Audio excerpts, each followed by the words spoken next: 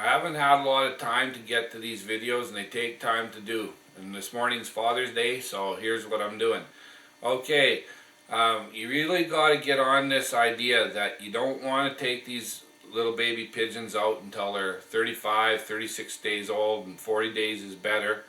Okay, don't go and get baby pigeons and just take them off in a box and let them go, because you're never going to see them again. All right, it's good to let your pigeons set around on your loft, learn to fly for at least, I like a month. Okay, let them be there for a month. Let them learn to be where they want to be. That's their home, and that's why we call them homing pigeons. Okay, and they only fly one way.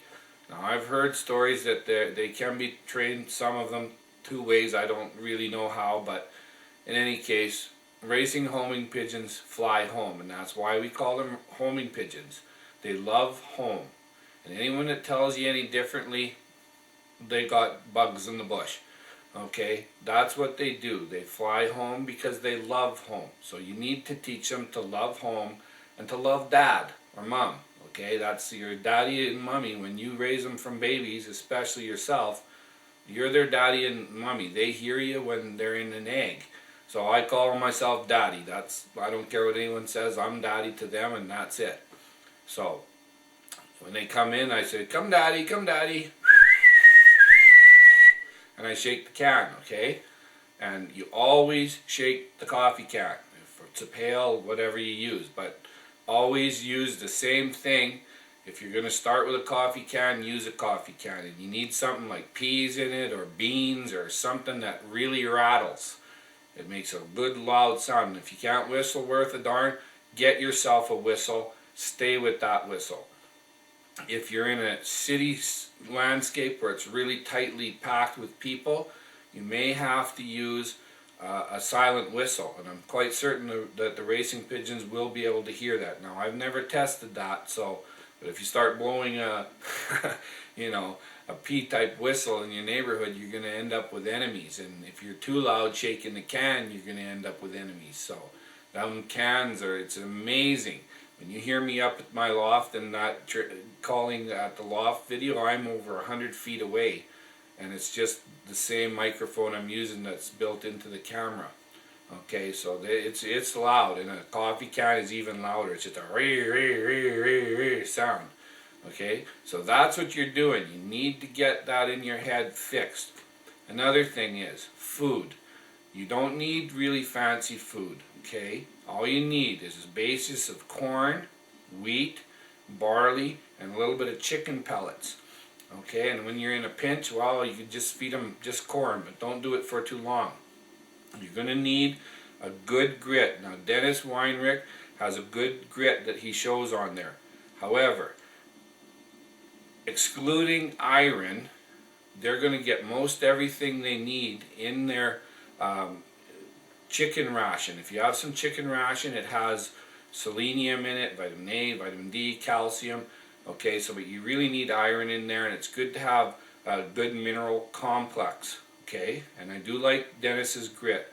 So Jed's Pigeon Supplies has really good products for that, and in any case, you can go to your store and buy a product made by Wampole, and it's Mount Laval, I believe it's called. It's designed for elderly people. Just take one cap of that and put it into, I go as high as 4 caps into a gallon of water. Just add it directly to their water, and that gives you all your iron you need. And pigeons need to have iron, okay? We all need to have iron. There's very little in their food, okay? And so the other thing, don't give your pigeons tons of food and having it laying around on the floor. So a good indicator is if there's a little tiny bit of something they don't like barley, they don't really like that. I mean, if they can choose corn, they're going to choose corn. Or if you have peanuts, they're going to choose the peanuts and leave everything else there. So if you feed, like I say, corn and wheat, barley, and chicken pellets, they're going to leave the barley. So if there's a little bit of barley, and by a little bit I mean 20 or 30 pieces laying around on the floor, in your tray, then you're doing good. That's about right. And I was told by Andy, I won't say who Andy totally is, but Andy, and it's Andy's laws, okay? Half an ounce is ideal for a fully grown racing pigeon, okay? What else can I give you guys today?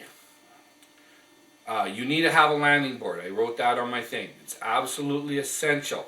Don't try and take these birds, take them straight out, have nowhere for them to land. They're not going to fly through a hole. That's a mistake I made. That was my first mistake, and I lost a beautiful baby straight away. My first 4 babies, I lost one right off, right from the loft. That's where you're going to lose your pigeons. Very often it's from the loft. In fact, I think it was the only pigeon I've ever lost from the loft. But if you take pigeons and they haven't seen outside and stuff, and then go box them up, pack them away, you're never going to see your birds again, because you haven't taught them to be a homing pigeon. Now, you might get lucky. You know, I mean, they're amazing, amazing animals, but unless it flies right over and recognizes something, but how are they going to recognize if they've been inside and then you just take them somewhere? That's why I don't know if you noticed in my banding segment, I said I keep my birds inside till 40 days so they can be trained at another loft. Alright?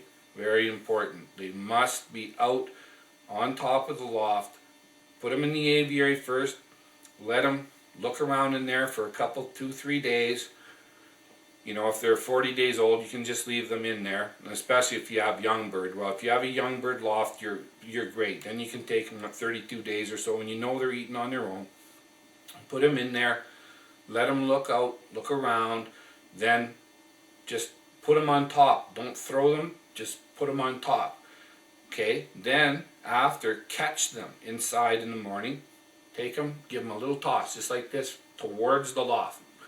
Maybe 10 feet at the maximum.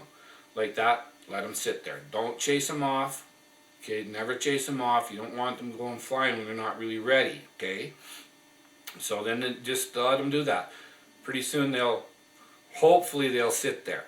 If you don't spook them off, or a hawk doesn't come, this is the worst time for you for hawks. If there's a goshawk or a Cooper's hawk or sharp shins or anything like that in your area, this is when you're going to lose them, because what they'll do is they come in right over the top of the loft. They try to get them to fly straight up, and they just take them in the air when the bird is barely even moving. It goes straight up, bing, they got them. Okay, and it's happened to me too many times I don't even want to talk about it. Okay, so very dangerous time. Stay right there. If you possibly can stay around, you know, this is the time when you're going to be training them out like that to be there. And when they go off the first time, start calling right away, shaking your cannon, you know, whistling at them.